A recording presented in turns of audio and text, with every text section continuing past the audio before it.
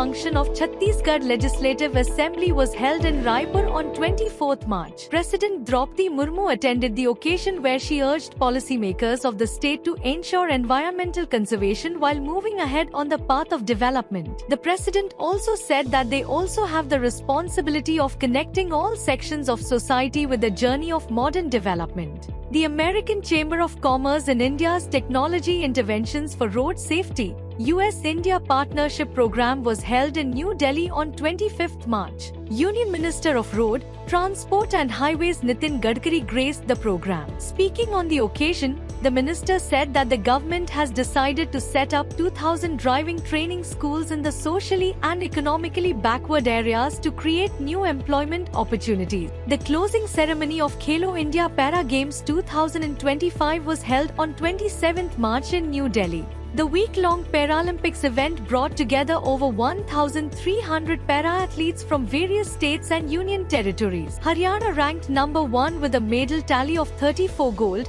39 silver and 31 bronze medals, followed by Tamil Nadu with 28 gold, 19 silver and 27 bronze medals. On 27th March, Prime Minister Narendra Modi met a delegation from the Japan Association of Corporate Executives Kizai Doyukai led by its chairperson Takeshi Ninami in New Delhi. The discussion covered strengthening bilateral trade, enhancing investment opportunities, and fostering collaboration in key sectors such as agriculture, marine products, space, defense, insurance, technology, infrastructure, civil aviation, clean energy, nuclear energy, and MSME partnership. The Prime Minister highlighted the Japan Plus system developed in India to facilitate and fast-track Japanese investments in India. On 27th March, the Ministry of Defence signed a contract with Armoured Vehicle Nigam Limited for the procurement of NAG missile system tracked version of anti-tank weapon platform, and Force Motors Limited and Mahindra Limited for around 5,000 light vehicles for the armed forces at a total cost of around 2,500 crore rupees. Both procurements will enhance indigenization and national defense equipment manufacturing capabilities. The projects have immense potential of direct and indirect employment generation by encouraging the MSME sector through components manufacturing. On 28th March, Chief of Defence Staff General Anil Chauhan inaugurated Asia's largest intercollegiate technical and entrepreneurial festival Techkriti 2025 at Indian Institute of Technology, Kanpur. Speaking on the occasion, he gave insights on the need for advancement and modernization in the Indian Armed Forces and shared his perspectives on preparing for emerging challenges of future wars, specifically in the cyber, artificial intelligence, quantum and cognitive domain. The Union Cabinet, chaired by Prime Minister Narendra Modi, approved the Electronics Component Manufacturing Scheme with a funding of over 22,900 crore rupees to make India Atmanirbhar in the electronics supply chain. The Union Cabinet gave nod to the inclusion of Kosi Mechi Intrastate Link Project of Bihar under Pradhan Mantri Krishi Sinchai Yojana Accelerated Irrigation Benefits Program. Apart from this, the Cabinet also approved the proposal of the Department of Fertilizers for fixing the nutrient-based subsidy rates for Kharif season 2025 from 1st April 2025 to 30th September 2025 on phosphatic and potassic fertilizers. The Cabinet also decided to release an additional installment of dearness allowance to central government employees and dearness relief to pensioners with effect from 1st January 2025, representing an increase of 2% over the existing rate of 53% of the basic pay pension